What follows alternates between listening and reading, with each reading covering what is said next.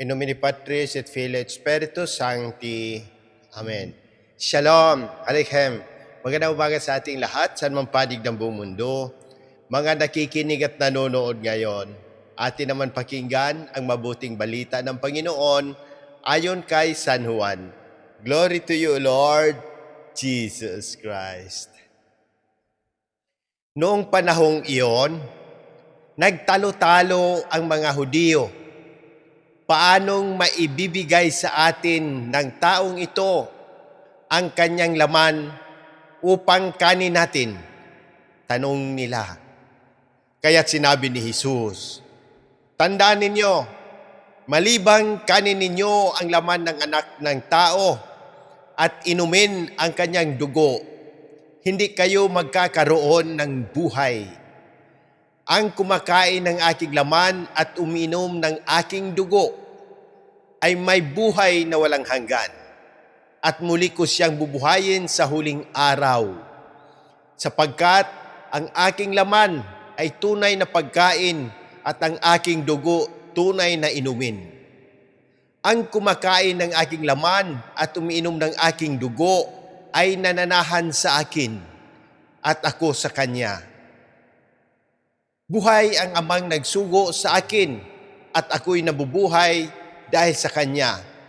Gayon din naman, ang sino mang kumakain sa akin ay mabubuhay dahil sa akin. Ito ang pagkaing bumaba mula sa langit. Ang kumakain nito'y mabubuhay magpakailanman. Hindi ito katulad ng kinain ng iyong mga magulang sa ilang. Namatay sila, bagamat kumain niyon. Sinabi ito ni Jesus nang siya'y nagtuturo sa sinagoga sa Capernaum. Ang mabuting balita ng Panginoon. Praise to you, Lord Jesus Christ.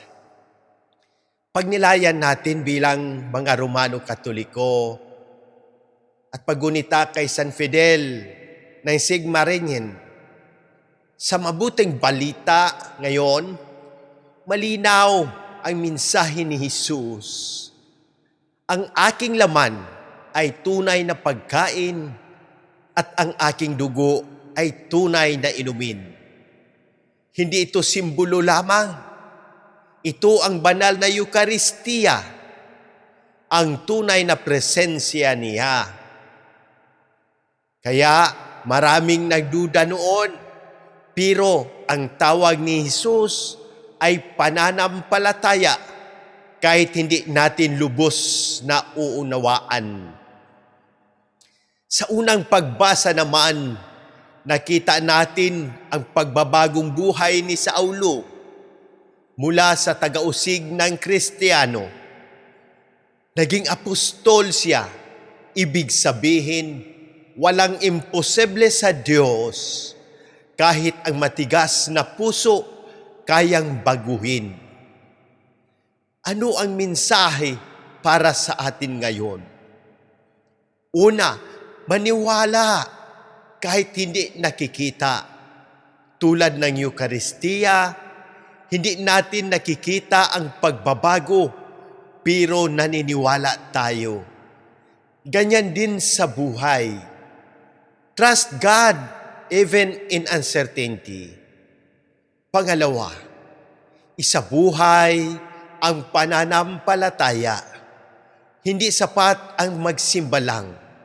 Dapat makita sa gawa. Ang pagpapatawad, pagiging tapat, pagtulong sa kapwa, pag-iwas sa kasalanan. Pangatlo, lumapit sa Eucharistia na may malinis na puso. Kung maaari, dumaan sa kumpisal dahil ang tinatanggap natin ay si Kristo mismo. Pang-apat, magtiwala sa pagbabago. Kung si Saulo naging si Pablo, kaya rin tayong baguhin ng Diyos. Halimbawa, mula sa mga church fathers, si San Ignacio ng Antioquia, tinawag ang Eucharistia na gamot ng immortalidad. Ibig sabihin, nagbibigay ito ng buhay na walang hanggan.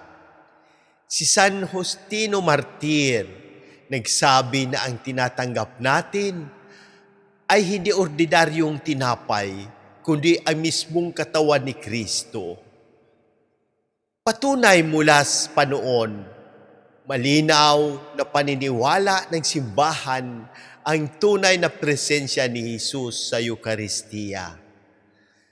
Mga praktikal na gawain bilang Katoliko, regular na misa at komunyon, madalas na kumpisal, araw-araw na panalangin, pagbasa ng salita ng Diyos, pagtulong sa nangangailangan, panindigan sa katotohanan kahit mahirap. Manalangin tayo.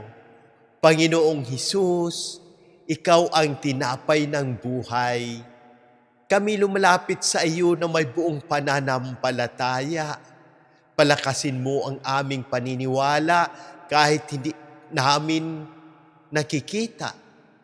At turuan mo kaming isabuhay ang iyong mga utos araw-araw.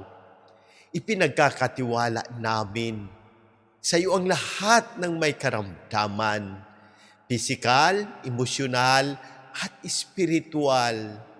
Hipuin mo sila ng iyong kapangyarihan at pagalingin. Sina Monsignor Ismael, Padre Arnel, Padre Ayan, Padre Lorenzo Boots, Padre Cesar, Padre Boy, Raul, Jonah, Adela, Fatima, Raymond Lawrence, Faith, Rino, Rochelle, Irene, at ang buong aming pamilya at lahat ng nakabasa at nakikinig nito. Pagpalain mo ang lahat ng kaparian, gabayan mo ang aming mahal na Santo Papa, Leo XIV, ang mga obispo, aming kura paruko, dayusisan administrador, Monsignor Claro Caluya, Sister Sara, Jerry, Erlinda, at ang buong gobyerno ng Pilipinas, ang aming Presidente Ferdinand Marcos Jr.